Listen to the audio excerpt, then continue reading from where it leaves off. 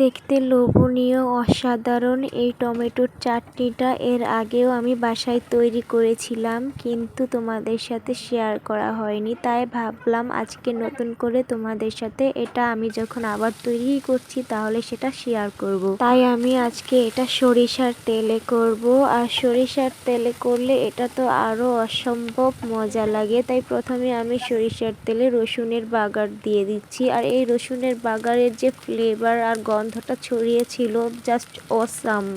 তারপর এখানে আমি পেঁয়াজ আর কাঁচামরিচ কুচি দিয়ে ভালোভাবে এই পেঁয়াজ, রসুন আর কাঁচামরিচ একসাথে করে ভালোভাবে ভেজে নিব তেলের সাথে। যখন এটা ভাজা হয়ে যাবে তারপর এখানে আমি টমেটোগুলো কুচি করে দিয়ে দিব। এখানে আমি বেশি কুচি করিনি, এই টমেটোগুলো সমস্ত আমার গাছের। আর এই টমেটোগুলো একটু টক টক থাকার কারণে টমেটোর চাটনিটা অসম্ভব মজা লেগেছে। আর এখানে আমি বেশি কিছু মশলা দেইনি, এখানে শুধু আমি হলুদ, মরিচ আর ধনিয়ার গুঁড়ো আর পরিমাণ মতো লবণ দিয়েছি। তোমরা তো সবাই জানো আমার বাগানের টমেটোগুলো প্রচণ্ড টক, আর এই টক থাকার কারণে এই চাটনিটা যদি তুমি খিচুড়ি বা গরম ভাতের সাথে খাও, খেতে কিন্তু দারুণ মজাই লাগে। তাই তো রোজার দিনে এরকম সেহরিতে গরম ভাতের সাথে টক ঝাল চাটনি থাকলে এক থালা পরিমাণের ভাত খাওয়াই যায় অনায়াসে।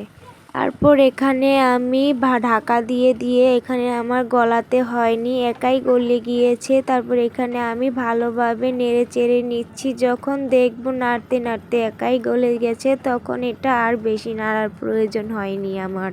আর অনেকে ভাবছে যে এই টমেটোটা কিন্তু প্রচণ্ড টক, খেতেই বা কেমন লাগবে। আসলে বিশ্বাস করে দেখো, তুমি একদিন গরম ভাতের সাথে এই টমেটোর চাটনিটা খেয়ে দেখো, আর ধনেপাতা কুচি দিলে তো আরো মজা লাগে, অনেক সুন্দর একটা ফ্লেভার আসে।